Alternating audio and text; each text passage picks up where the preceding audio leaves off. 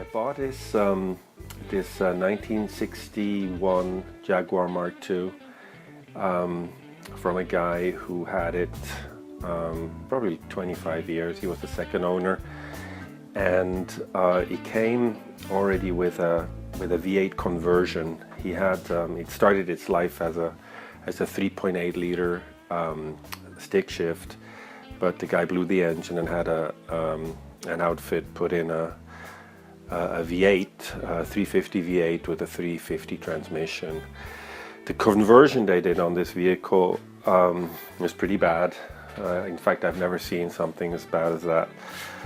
They welded stuff together, but it was all loose and broken and stuff. And when I got the car, the engine actually was sitting on the torsion bar in the engine room, and it was just one big mess. The engine, actually the clutch pedal, even though it's an automatic now, the clutch pedal's still in there. It's hidden under the carpet. Like I said, the swap was horrendous. Also, I think the guy, here's the engine, I took it out. I think the guy was under the impression that it's a 350, but it's actually a 305. It's a car engine from the 70s. The casting numbers are over here, showing a casting which fits between 1977 and 1979. The car didn't have a carburetor or a distributor. I borrowed that from a friend of mine to see what the engine is doing. I put it up, made a little bit of sort of a redneck test stand, but it works, and see what's happening with the engine. And it's leaking. The rear main seal is leaking oil. It runs pretty rough. It's burning oil, and but it's rebuildable if I plan to rebuild it. I'm not quite sure yet what to do, because I don't really want a 3-speed transmission. I'd rather have a 4-speed transmission, like a TH200R4 or a TH700, and I would like to have a 350 in there. So I'm not quite sure which way to go with it yet. It's now the beginning of the project, and it's uphill from here.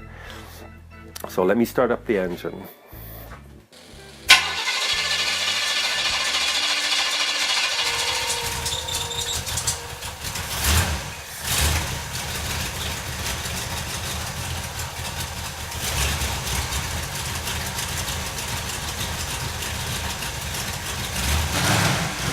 As you can see, it's smoking like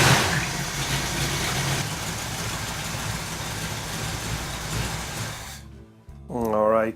Also, the transmission which was mated to this, it's leaking. The front seal is leaking. The oil seal, which is a big O-ring from the pump, is leaking. And the rear seal is leaking, and plus the bell housing has a bit missing in the casting, which is never a good sign. The whole thing, the whole conversion, the vehicle, the installation, and everything, it looks like it's been abused quite a bit.